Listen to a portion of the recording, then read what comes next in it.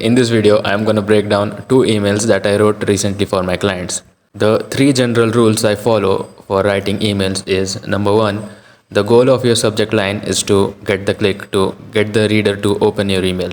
And the goal of the first 1 or 2 lines of your email is to get the reader to read your whole email. And the goal of the body of your email is to get the click. So some context about this first email is: this client is in the remote sales space. He has a school community for remote closers and appointment setters.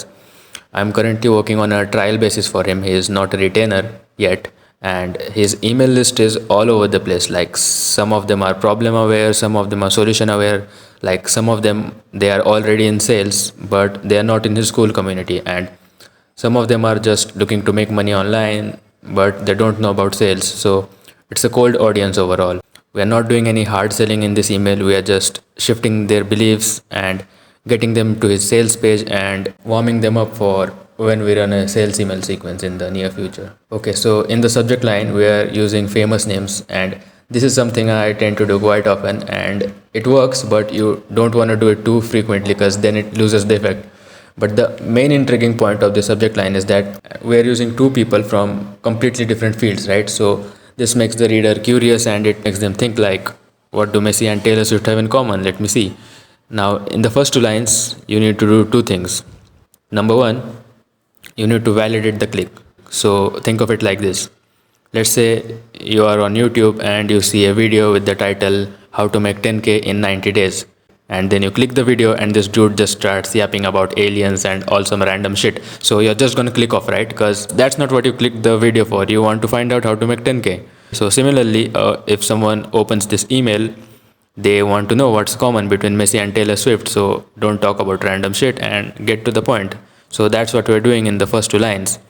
And the next thing you need to do is answer what's in it for the reader. Why should the reader care about this email? What will they get? And especially for a cold audience like this that doesn't know you or trust you that much, this is very important. So in the first 2 lines, we are validating the click and we are answering what's in it for the reader by telling the reader that they will know what successful people have in common if they read this email. So after that, in the next few lines, we build intrigue about this common thing that most successful people have, and we reveal that it is specialization.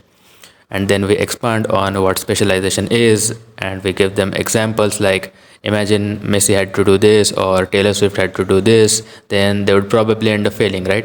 And we tie this concept of specialization back to online business. We explain how most guys on the internet tell you to start an SMMA or do drop shipping or something that requires multiple skills at once, and that's why you fail. And then we build curiosity about this one skill that they should specialize at if they want time and location freedom, because that's what they want, right? Then we add some client results, some social proof, and end with a CTA to his school VSL. So the main idea of the email is to shift the beliefs of the reader. We are throwing rocks at other business opportunities like SMMA and dropshipping, and we are saying that instead of doing all that, you just need to focus on one skill to make money, and we are building curiosity around this skill, and we are selling them the click and sending them to the school VSL. Now this next email, this is for more of a warm audience, and this client has a coaching program that helps people build their personal brand. So she has a good following on social media and the audience already knows her, they trust her. So subject line, this is crazy. And it makes you think, what is crazy? What is she talking about? Like, when you read this subject line, you don't think she's going to sell you a course or program. You think she's just going to tell you some story, right? So again, in the first few lines, we validate the click. If you have noticed, in this email, there's not a clear what's in it for me. And it works for her audience because it's mostly girls who already know and trust her. So directly jumping into the story. And as you can see here, instead of saying, so then she asked me, what do I do for a living? I am framing it more in a present tense, right? So it makes the reader visualize it better and it makes them feel like they were a part of the conversation.